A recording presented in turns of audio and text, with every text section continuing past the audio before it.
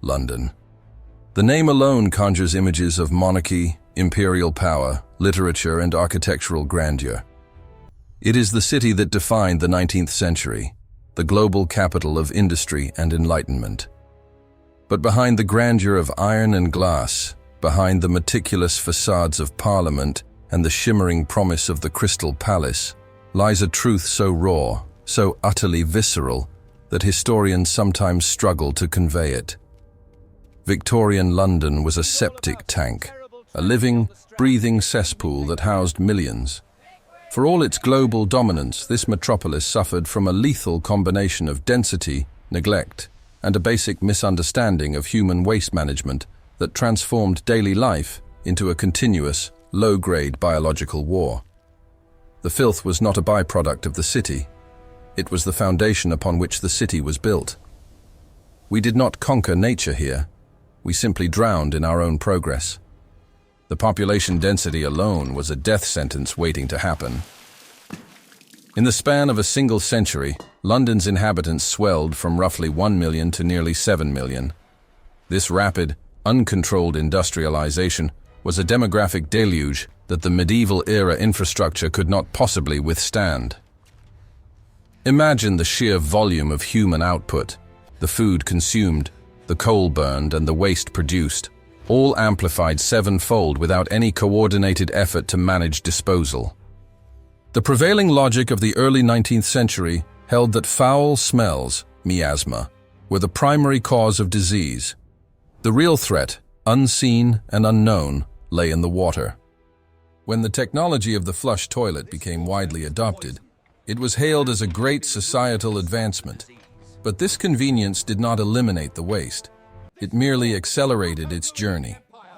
Where previous generations relied on overflowing cesspits, the new Victorians were pumping millions of gallons of effluent directly into the antiquated storm sewers. These sewers, designed only for rainwater runoff, emptied straight into the River Thames, often just meters from where people drew their drinking water, washed their clothes, and fished for their supper. The Thames was not a river. It was a slow-moving, open septic ditch, and every day the tide reversed the flow, pushing London's collective waste back into the city's heart, ready for consumption. The result of this systematic self-poisoning was swift and terrifying: cholera. This was the city's grim reaper, arriving not with a scythe, but through the public water tap. Cholera, which causes sudden, severe dehydration, could take a healthy adult from breakfast to the grave in under 24 hours. Often leaving behind a corpse with shriveled blue skin. Between 1831 and 1866, 4 major epidemics swept London, claiming tens of thousands of lives. The system's failure became tragically clear during the 1854 outbreak in Soho. Here, a local physician named John Snow performed what is now considered a foundational act of epidemiology. While the public and the political establishment still blamed miasma, the bad air, Snow did not look up. He looked down at the map of death. By meticulously plotting the locations of fatal cases, he traced the outbreak not to a smell, but to a single point: the communal pump on Broad Street. When the local authorities, driven by Snow's persistent, data-driven analysis, finally removed the handle of that pump, the death rate dropped almost instantaneously. This simple act of public health intervention proved irrefutably that the city was drinking itself sick. Yet, convincing the powerful figures of London, who benefited from the status quo, of this invisible liquid danger would prove almost as difficult as the engineering solution itself. The greatest resistance came from the centralized governance structures and the deeply ingrained denial of the middle and upper classes. They believed that sanitation issues were strictly a problem of the poor, a moral failing, not an engineering flaw. The wealthy, after all, could afford bottled water or wells deeper than the neighbors' cesspits. Their blindness to the interconnectedness of urban systems was almost willful. For decades, proposals to build a large-scale, coordinated sewer system were shelved, delayed, or outright rejected by a perpetually deadlocked parliament. The official discourse was drowned out by endless bureaucratic squabbling over funding, land rights, and jurisdiction. The cost was deemed exorbitant, the risk unnecessary. Meanwhile, the city continued to expand, stacking layer upon layer of population over a ticking biological time bomb. It took an environmental catastrophe of such overwhelming proportions that it could not be ignored, a sensory assault that bypassed reason and went straight to the survival instinct, to finally break the political inertia. This was the summer of 1858, an event now known simply as the Great Stink. The summer of 1858 was one of the hottest on record in London. The high temperatures cooked the contents of the Thames River, which was, by this point, roughly 80% raw sewage, industrial runoff, and the effluent of millions of lives. The water level dropped, exposing vast banks of putrefying sludge that baked under the relentless heat. The smell was indescribable, a thick, cloying vapor of ammonia, methane, and decaying organic matter that blanketed the entire city. It was so potent that it stripped the paint from nearby buildings and caused vomiting in passers-by. This was miasma made physically manifest, an atmospheric chokehold. Crucially, the stench reached Westminster. Parliament, which sat right beside the Thames, found itself literally incapacitated. Business ground to a halt. The curtained windows of the House of Commons were coated in lime chloride in a desperate attempt to neutralize the air, but the efforts were futile. Reporters of the time described judges fleeing courtrooms and clerks unable to focus on their duties. The wealthy elite, who had long dismissed the poor's complaints about the filth, now experienced the immediate consequences firsthand. The stench was the ultimate democratizer. Suddenly, the impossible cost of a new sewer system seemed cheap compared to the immediate unbearable reality of the Great Stink. Out of this crisis emerged the architect of London's salvation. Sir Joseph Bazalgette, chief engineer of the Metropolitan Board of Works.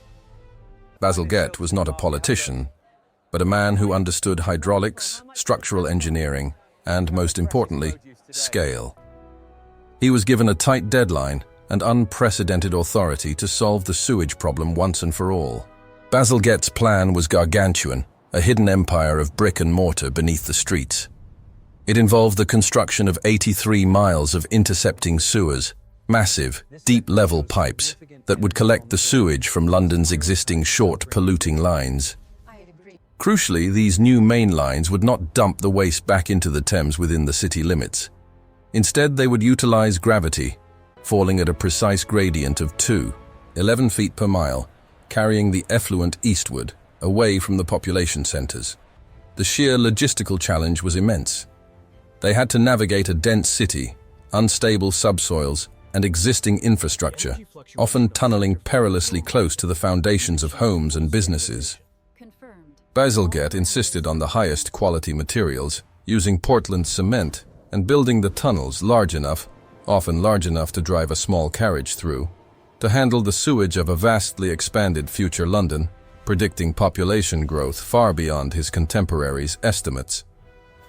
Bazalgette's system was the first revelation, a comprehensive solution that fundamentally divorced London's waste from its drinking supply. The intercepting sewers flowed into massive pumping stations, notably the spectacular Abbey Mills pumping station, often called the Cathedral of Sewage, a monument to engineering where sewage was lifted high enough to continue its gravity-fed journey. The final destination was the Abbey Outfalls at Beckton and Crossness, miles downriver in the less populated estuaries of the Thames.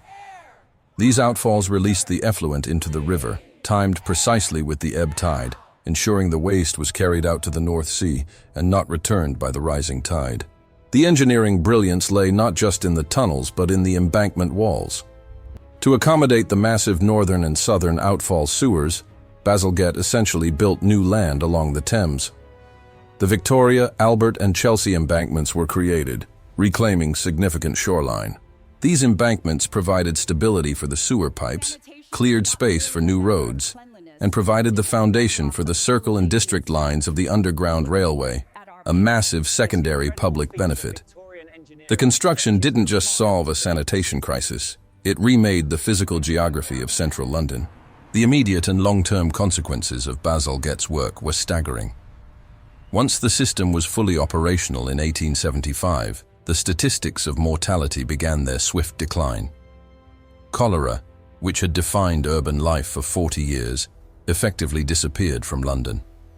This massive public health victory was achieved decades before germ theory was fully accepted and understood. It was a victory of civil engineering over epidemiology, proving that controlling the environment was more immediately powerful than understanding the microbe itself.